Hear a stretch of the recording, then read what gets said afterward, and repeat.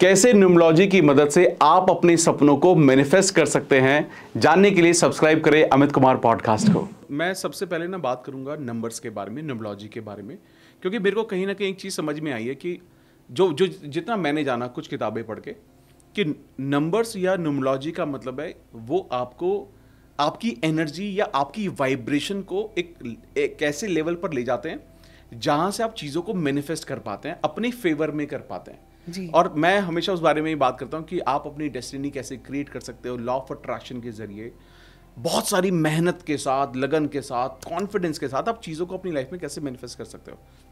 बहुत सिंपल है, बहुत सिंपल है। ज़िंदगी इतनी परेशानी वाली नहीं है जितनी शायद बहुत सारे लोग बोलते हैं या सोचते हैं। मुझे लगता है लाइफ सबसे ज़्यादा ब्यूटीफुल है। हर दिन हर पल सेलिब्रेट करना चाहिए। हम ज़बरदस्ती की पेन्स क्रिएट कर लेते हैं, अपनी लाइफ में ब्लॉकेजेस क्रिएट कर लेते हैं, एनर्जी ब्लॉकेजेस कहते हैं। हम सब एनर्जी के बने हुए हैं। करेक्ट। और यहाँ पे सारा खेल एनर्जी का है। और अगर मैं शुरू करूँ, हमारा मन, जिसको आप लॉ ऑफ अट्रैक्शन बोलते हो, मैं जब क्लास 6ठी में पढ़ती थी तो सारे बच्चे तो शायद पढ़ने में लगे होंगे, मैं ब्लैक बोर्ड को देखा करती थी और मैं कहती थी ये black board is like a TV. तब उन दिनों LCD नहीं होते थे। मेरी इमेजिनेशन देखो, LCD की तरह मैं ब्लैक बोर्ड में अपने आप को देखती थी। मैं यहाँ पे बोल रही हूँ और सब सुन रहे हैं। तो यहाँ पे लॉ ऑफ अट्रैक्शन कितने साल बाद हुआ, कैसे हुआ, मैंने कभी प्लान नहीं किया, इमेजिन नहीं किया। ठीक है। फिर दूसरी बात, लोग बोलते हैं कि काम, ये कोई उम्र है शुरू करने की, अब तुम ये करोगी। घर वाले नहीं बोले, बाहर वाले तो बोलते ही हैं। बिल्कुल। तो लॉ ऑफ अट्रैक्शन मेरी लाइफ में हर जगह चला। उसके बाद जब मेरी बेटी जब छोटी थी तो उसको माँ पे ऐसे लिखने के लिए बोला, तो one day she came with the picture जो उसने ड्रॉ करी, और उस पर लिखा था माई मम इज़ लाइक मदर टेरेसा, और मदर टेरेसा की फ़ोटो बनाई हुई थी। और मैं कोई उसके नज़दीक नहीं हूँ, मैं एक सिंपल सी हाउसवाइफ, और मैं छोटे बच्चों को जैसे, क्योंकि उस समय में ये था कि आर्मी ऑफिसर की वाइफ हूँ, आर्मी अकोमोडेशन में रह रही हूँ, काम कर नहीं सकती क्योंकि पैसे ले नहीं सकते, बिजनेस वाला आइडिया ही नहीं है, बिजनेस माइंड ही नहीं है, पैसे कमाने की चाह ही नहीं है, क्योंकि मेरे पैसे की ज़रूरत ही नहीं है किसी को। और मुझे ये लगता है कि चलो कोई नहीं, अब बात करने के थोड़ी कोई पैसे लेता है, मैं बात ही तो करती हूँ। लेकिन बातें लोगों की ज़िंदगी को कैसे संवारती जा रही थी। पर जब तक आप कोई पैकेज डिज़ाइन नहीं करते हो ना देने के लिए, क्योंकि आप जैसे कितने सारे लोग ज्योतिषों के पास जाते हैं, कितने सारे लोग थेरेपीज़ के लिए जाते हैं, सेशन बुक करते हैं, ये तो आज बात कर रहे हैं, इतने साल पहले। लेकिन मेरे को ये लगता था कि जैसे कई न्यूमरोलॉजिस्ट या जो भी होते होंगे उस समय में, टैरो रीडर जो भी होते होंगे, उनको ये नहीं पता था देना क्या है, और लेने वाले को ये नहीं पता था लेना क्या है। जब तक आपको मुद्दा क्लियर नहीं है कि कितना समय लगेगा। जैसे मैं हिप्नोथेरेपी कर रही थी एक बार कोर्स, तो टीचर ने बोला कि हो सकता है 2 सेशन में हो जाए, हो सकता है 4 में भी ना, हो सकता है 10 भी लगे। तो ये अनक्लैरिटी मेरे को बिल्कुल बर्दाश्त नहीं थी कि डॉक्टर को हमेशा ये पता होना चाहिए कि कितने सेशन लगेंगे। राइट। क्योंकि जो बंदा आया है वो तो ऑलरेडी वीक है, वो कन्फ्यूजन में है। अगर आप किसी की कन्फ्यूजन को और ज़्यादा भी, मे भी आपका माइंडसेट ऐसा हो सकता है कि मैं पैसे ज़्यादा ले लूँ इसलिए 2 के जाए 4 सेशन कर दूँ। सो ये चीज़ें मुझे बिल्कुल पसंद नहीं थी कि कोई बार बार बुलाता है अपने पास। जैसे मेरे यहाँ पे ये रूल है कि अगर आप एक बार आ गए तो आप 3 महीने तक दोबारा से नहीं आ सकते। सो यहाँ पे आप कहीं पे अपने क्लाइंट को पथ भ्रमित ना करो। चाहे आप ज्योतिषाचार्य हो, चाहे आप कोई भी, जैसे डॉक्टर है, आप आए, पेशेंट आया, जब पेशेंट ठीक हो गया, एक बार रिव्यू लेने के लिए आ गए, ठीक, ये यहाँ तक ठीक है। अब डॉक्टर को बार बार तो नहीं आप बुलाओगे, बार बार तो अपने पेशेंट को नहीं बुलाओगे। सो ये चीज़ें मुझे परेशान करती थी, क्योंकि मैंने कभी ये नहीं सोचा, हमेशा से, चाहे आप कितने भी बड़े न्यूमरोलॉजिस्ट, टैरो रीडर हो, आप ये सोचो कि आपके पेशेंट की जगह या क्लाइंट की जगह आप हो तो क्या करोगे आप।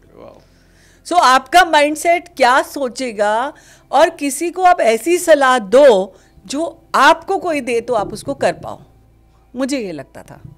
सो ये परेशानी मेरे अंदर थी कि अगर मेरे को कोई ऐसे करेगा और मैं कंफ्यूजन पे कंफ्यूज होती जाऊंगी, और मैं आज एक रेमेडी कर ली, मैं कल दूसरी कर लूंगी, तीसरी कर लूंगी, फॉर्म होना चाहिए।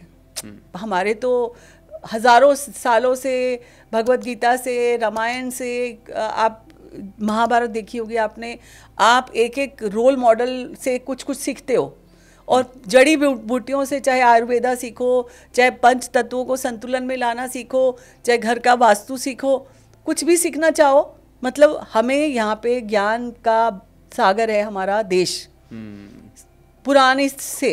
करेक्ट। तो जब हमारे पास सब है तो why people are encashing in wrong way. Correct, agree. फिर मुझे ये लगा कि इसको स्टेप बाय स्टेप समझना है, किसी को कैसे देना है, उसको जो देने, जैसे मान लो कोई आ रहा है, उसको पहले मैं पूछती हूँ what is your purpose to visit me. उसको क्लैरिटी होनी चाहिए कि उसको मेरे से चाहिए क्या। बिल्कुल। जब तक आपको ये नहीं पता, प्लीज आप किसी के पास ना जाएं, पथ भ्रमित करने वाले लोग बहुत ज़्यादा हैं।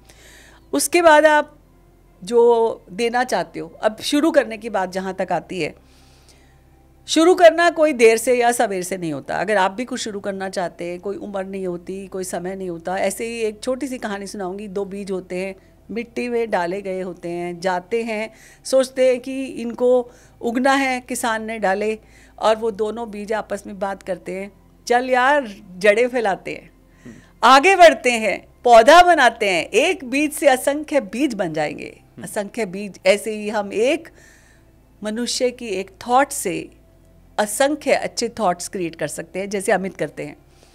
तो यहाँ पर वो बीज कहता है नहीं नहीं तुम जाओ, मैं कल आऊँगा तुम्हारे साथ। वो कल फिर पूछता है, वो कहता है नहीं नहीं अभी टाइम नहीं आया, अगले हफ्ते आऊँगा। इस तरह से करते करते 1 हफ्ता बीत गया। तब तक जो दूसरा बीज था उसने तो जड़ें फैला दी थी, उसके तो अंकुर भी फूट गए थे, पेड़ भी बनना शुरू हो गया था, मज़ा ही आ गया उसकी ज़िंदगी में तो। लेकिन ये जो था वहीं का वहीं था। उसी सुबह टुकर टुकर करते चिड़िया आई और वो बीज उठाकर दाना खा गई। तो मतलब वो वहीं का वहीं खत्म हो गया, वजूद खत्म कर दिया, और दूसरा पेड़ बन गया बड़ा।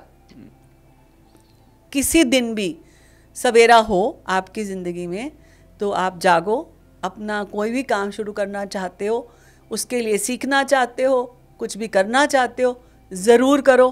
टाइम अपना ये मत सोचो ये दिन कम है या बड़ा है, या मैं बड़ी हो गई या छोटी हो गई, कोई दिन ऐसा नहीं है। तो शुरू कर लिया इस तरह से धीरे धीरे। और मुझे ये पैकेज देना समझ में आया। शुरू में मुझे पैसे लेने नहीं आते थे, तो जो मेरे क्लाइंट्स आते थे मैं उनसे पूछती थी आप कितने पैसे लेते हो इसके लिए। तो वो कहते थे कि एक फेमिना मिस इंडिया जैसे ऐसे लड़कियां आती है, जो कोई भी आता था, तो मैं दूसरों से पूछती थी कि how much you charge for your session. तो वो मुझे गाइड करते थे। तो मेरे को तब तक माइंडसेट बना नहीं था कि क्या मैं ये बात करना या किसी की ज़िंदगी में बदलाव लाना, मैं इस चीज़ के लिए पैसे लूँ। क्योंकि साइकोलॉजिकल काउंसलर जो होते थे या हैं लाइफ में, तब तक 20 साल पहले लोग कहते थे मैं पागल थोड़ी हूँ जो मैं जाऊँ। करेक्ट। तब तक जैसे ही मैंने अपनी एनर्जी को शिफ्ट किया इन सब चीज़ों में, भीड़ लग गई लोगों की, अट्रैक्शन बढ़ गया लोगों को इस तरफ। तो उसके बाद एक के बाद एक कार्यक्रम मिल गए। हाँ, यहाँ पे एक चीज़ मैं बोलना चाहूँगी कि नाम की स्पेलिंग बदली तो मेरी ज़िंदगी में मैंने पीछे मुड़ के कभी नहीं देखा।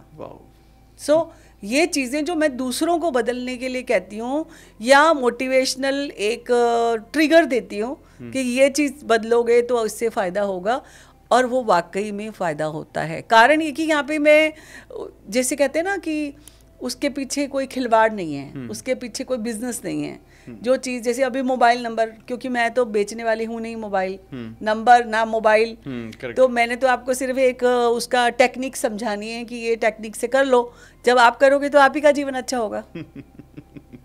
मैम ये आई थिंक इस नाम वाले पार्ट के बारे में और मोबाइल नंबर के बारे में भी हम डिटेल में बात करेंगे, बट मैं ना अभी बेसिक से शुरू करते हैं हम। ठीक है।